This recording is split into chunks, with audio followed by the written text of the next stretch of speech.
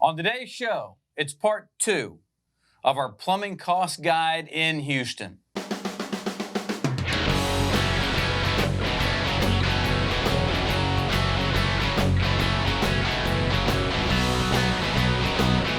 told you we're plumbers?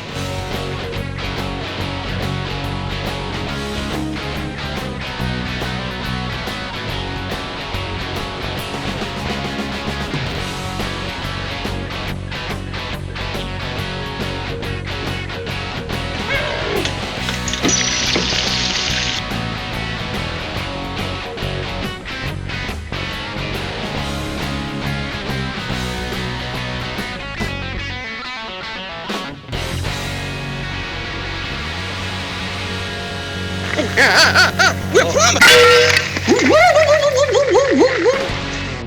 I'm John Eccles. I'm Richard Sod. And on last week's show, we went over some basic estimates for the plumbing cost of some of the more expensive jobs that we perform here at Nick's Plumbing. If you missed that episode, it's available on our Facebook page. You can go view that before you watch this one. That's right. Because this is going to be a follow-up show to our cost guide. As we tell every potential customer who asks us for a ballpark figure for a job, there are variables that can pop up in any situation for plumbing that will affect the overall pricing. But barring any surprises, this show will give you a reference point of here's what kind of the parts and labor cost for these smaller jobs. That's right. You know, so just because on these smaller jobs, it's much easier to give an accurate estimate because there's not near as many variables that really go into it, right? Yeah. I mean, a faucet replacement's a faucet replacement versus a whole house repipe. You know, how many of this, how many of that? You know what I mean? Much different. Yeah, it's a much different thing. Yeah. A lot more moving parts in the bigger jobs. Absolutely. So we're able today to kind of share with you let's give them some go-betweens, right? Right. On some stuff. That's what we're going to share today. Yeah. And they can go back to our website. They can look for our cost guide there. Yep. And it's going to give them some go-betweens that they can say, okay, if I do this, here's what to expect. Yeah. If I do this, here's what to expect. Absolutely. Right? You know. But there are some things that we can fix costs, like a faucet replacement. Yeah. Usually that's $275. Yeah. Why would it be any different from that? Yeah. Well, if we got to get the saws out and cut the old faucet off, Right. maybe. And guys, that does happen, where water welds itself to underneath that faucet if it had been dripping, and we can't get the nuts off. So you actually got to get a Sawzall underneath that sink and cut it off. Yeah. Yeah. That's like surgery. So. And you're cramped up in a little tiny space. You're hammered up underneath the cabinet. Trying not to do surgery on yourself with a Sawzall. That's it. Right? So the first job of our minor plumbing cost guide that we want to kind of talk about, garbage disposal, repair, and replacement. Right. Right. Again, garbage disposals are probably the plumbing appliance that gets used a lot, probably the most, right, out of any. And they probably get the least amount of attention in terms of maintenance. We expect our garbage disposals to get rid of everything from food waste to body parts, and we expect it to ask nothing from us in return. Just whenever I flip the switch, you come grinding. That's right. Unfortunately, when you start having issues with your garbage disposal, there's not a lot that can be done in terms of repairs. There aren't really any serviceable parts inside of the unit. And since the cost of a garbage disposal unit has come down so far over the years, the garbage disposal themselves have become disposable. They really have. Yeah. They're cheap enough to where pull it out, throw it away, put a new one in. Yeah. Unless you've got the one I've got, which is the stainless steel 1 horsepower. We'll talk about that here in a second because that is the creme de la creme. Yeah. You know, new garbage disposal units themselves, you know, you can find them cost-wise anywhere from $70 to $300 depending on units. And I'm sure there's probably some that probably even go a little bit higher than that. Now, the price of the units are obviously reflected on the quality of the units. Lower priced models will have a lower horsepower rating, meaning they're not as effective at grinding up heavier waste. Not only do the more expensive units have more horsepower to break up the tough food, but they also have more parts that are made of stainless steel, giving the unit a much longer lifespan, you know, that's not going to be prone to rusting out and needing that replacement. Mm-hmm. That's exactly right. So garbage disposals right? They can go look online and see what they cost. Yeah. We put them in, you buy it, or we buy it, and we do both. Right. Right? Yeah. You can have the customer buy it and we just provide the install, or we can do a full exactly service. right. Yeah, full service installation. So what's the go-between cost on installation of a garbage disposal without buying it? Yeah. Putting in the garbage disposal only, I think, is $229, right? And that's a like-for-like unit. If you start getting bigger units that have, different, we're going to have to modify drains. Yeah. Then Let's say the drain works the same. It all lines up. You bought a like-for-like disposal. I think it's $229 if I'm not mistaken. Roughly. Yeah. We can fix that, Yeah. right? Yeah. But then if you need drain work, you didn't buy like for like, you bought a different brand, you bought a different horsepower, they're not lining up, your drain would be on top of that. Yeah. And these disposals, I know it sounds silly, but there are a bunch of differences, right? Right. So you're talking about a 1/3 horsepower all the way up to a 1 full horsepower, which is the creme de la creme that you're talking about. That's exactly right. Which is basically like a Harley Davidson underneath your sink, just ready to rip and roar. So you're looking at what, $350 for the low model, For the 1/3, $1,500 for the high model. For the ones that we like to sell, probably 4 to 15, somewhere around there, 400 to 1,100, somewhere in that range. Most of our disposals fall between that 400 and 600. Yeah, most. Yeah, the ones that we are not typically using the lowest model. No. We're not. We're starting off with a couple models higher. Yes. We don't recommend the very low models. Yeah, what we call builder's grade. Yeah. You get into some of these cookie cutter neighborhoods where these homes are being mass produced. Right. And they're using 1/3 horse. Yeah. And they're just slapping them in. Yeah. Snip, snip. Yeah. And they do that because it's cost effective, right? Oh, yeah. Yeah. They're buying these cheaper ones in bulk, and they're probably getting a little bit better of a deal on them, and they're already cheaper than the rest of them anyway. Mm-hmm. So that's why they use those. And they work. Yeah. And people, I don't know if you know this or not, a garbage disposal is not required for a home.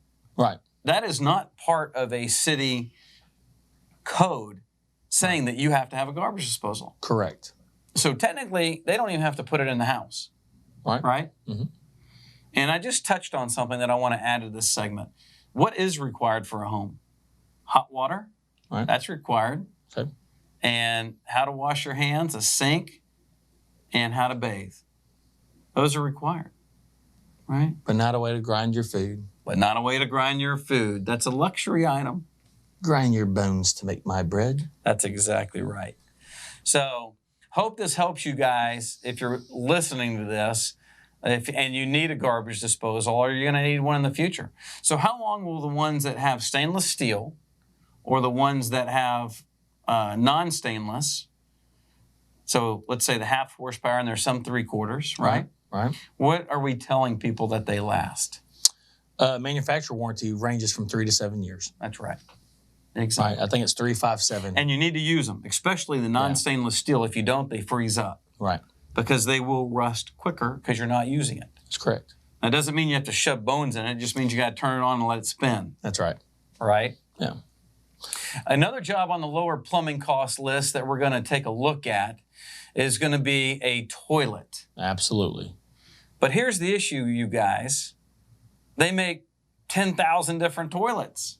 Right. Right? Absolutely. Now, a lot of these toilets from the same manufacturer will carry the same parts on the inside of that tank, right? Right. But then you can get 1-piece toilets, you can get 2-piece toilets.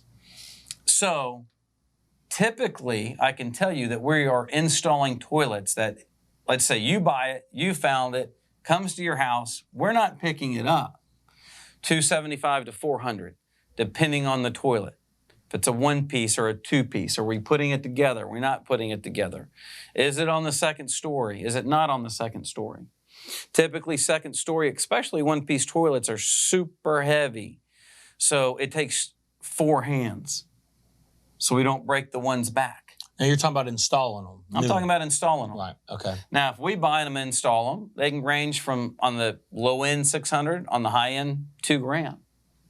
Or you get the really sophisticated toilet with the bidet, and you're going to $8,000. Right? Right. What about repairing the inside? Repairing the inside. Right. I mean, because a toilet, would you agree, they can easily last over 100 years or so unless the porcelain just itself gets cracked or messed up? That's right. Right. Agreed. You know, the biggest thing is the parts on the inside. And I think that Richard hit something, a nail on the head, was that we're going to talk about kind of the in between. So we have 10% of our people that get these really high end, 10% that get these low end. 80% of our people are right in the middle, right? That's right. So when we're talking about these repairs, we're going to talk about that 80% tile, and we're talking about the basic commodes that are that mid-range that get put in. Mm-hmm. And when we're now, what's a mid-range toilet? 180 to 500 is our cost on the toilet. Cost, correct. That's right, our cost. Right. Yeah. If you want us to buy it, of course, we can't give it to you at cost. We got to go get it. We got to do this. We got to do that. There's a lot more into it, right? Yeah. Makes the cost go up. You go get it. You have it at the house. It's cheaper. Yeah. And do a little work, cheaper. And they'll last you forever, though, just like we were saying earlier. Now, the repair on those, right? Now, we're talking about the insides are mostly plastic rubber pieces. Yeah. Right? And there's a couple of moving things and flaps and change. Well, every single part in the toilet tank is made of one of those things, metal, plastic, or rubber. That's right. But all of them are susceptible to erosion and corrosion from the water that's constantly on top of them. They're submerged in it. And all of them are replaceable. All those parts are replaceable. And they are getting hammered every day. Absolutely. Water is the most corrosive element to a toilet. Oh, yeah, absolutely. And a faucet. Absolutely. Mm-hmm. I would argue to say it's probably one of the more corrosive things in your entire plumbing system. Right? Honestly. If you think, besides kids. Yeah. But these are definitely things that are, you set it and you forget it, and you forget that they need attention, because at some point those parts are going to wear out and they're going to need to be replaced. That's right. But when we're replacing all these guts, parts and labor to repair a commode, you're talking, in and around $300, right? It might be a little bit more, a little bit less, depending on a couple different things. But to give your toilet whole new inner workings, plastic pieces that we're talking about. We're not talking about a one-piece brass. That's one of those 10%ers. We're talking about the 80% in the middle, right? You're talking $300 in and around, maybe $350.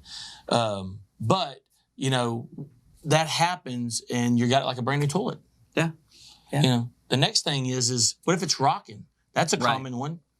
That's very common. So if it's rocking, what does that mean? Normally you got a flange issue. Flange issue. Right. So that's going to make the cost go up, you guys. Yeah. If your toilet is rocking, there is a round piece underneath that toilet that it sits on that is bolted into, and a lot of times where it's bolted into breaks. Yeah. And that's a problem. It's got to be cut out and redone. And that's all going to be on what type of material is down there in the ground. Absolutely. On how you repair that. Sometimes we got to weld lead to brass. Sometimes we can cut PVC and install a new one. Sometimes we can't. Sometimes we got a jackhammer. Yeah. It just all depends. So those are costs that you really can't give somebody over the phone. Right. Right? We don't know until we get there and pull that toilet what's going on with it and what's going wrong, right? Yeah, although it is a minor repair and those outlets are different, we do need to get some vision to give you obviously an exact price. That's right. But what you don't want is when that thing breaks and it breaks the seal from the floor and you got water, sewage, and all that coming out on your bathroom floor, there's a number of things that can go wrong from gray water being there. That's right. What's the number one insurance claim, Richard? Water Damage. Yeah. And if you knowingly have a broken flange, insurance finds out that you knowingly had a broken flange, they could easily deny your claim, right, if you didn't take care of it. So. And they will deny your claim if you don't have a plumbing company fixing it, typically. Yeah. Right? If they find out that somebody else did it, and you hired a handyman, you did somebody else to fix that toilet. I have seen this countless times where a handyman has gone on and has done something. Of course, they're not going to pay for it when it goes wrong.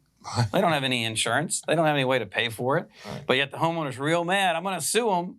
Oh, okay, we'll see how that works out for you. Right. But the insurance companies on top of that are denying the claims because you didn't do the right thing.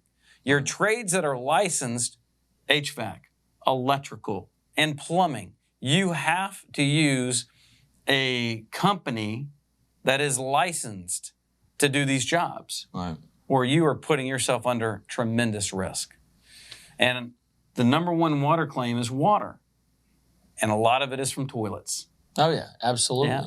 A lot of it is. And a lot of that comes from broken flanges, right? I mean, it's just something that happens. We had one the other day that's leaking down over a breezeway, and it's in the guest bathroom upstairs. And who knows how long this has been leaking because it doesn't, nobody's in that room. It's a guest room. Oh.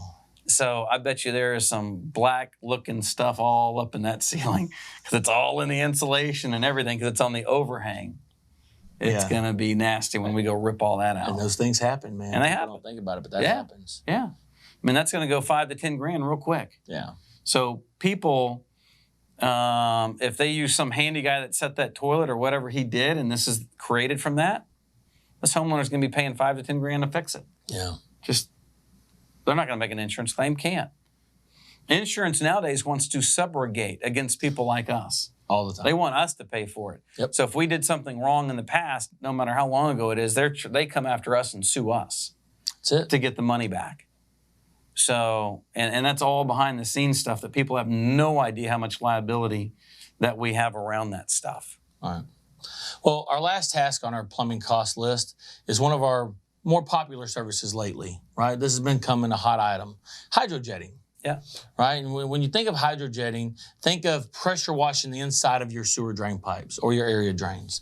You know, it's like putting a pressure pipe down or a pressure washer down there and really getting at it. And we get quite a few calls. Yeah. Hey, what do you charge for hydrojetting? Yeah. And I think this is becoming more and more popular because this is actually the best thing that you can ever do for your kitchen piping. Oh, for your kitchen for sure. Oh, For yeah. sure. Do it once every 3 years, roughly, 4 years, and it will keep your pipes clean, get all of the waste out of there, and the grease. That's right. It cleans them like they're brand new.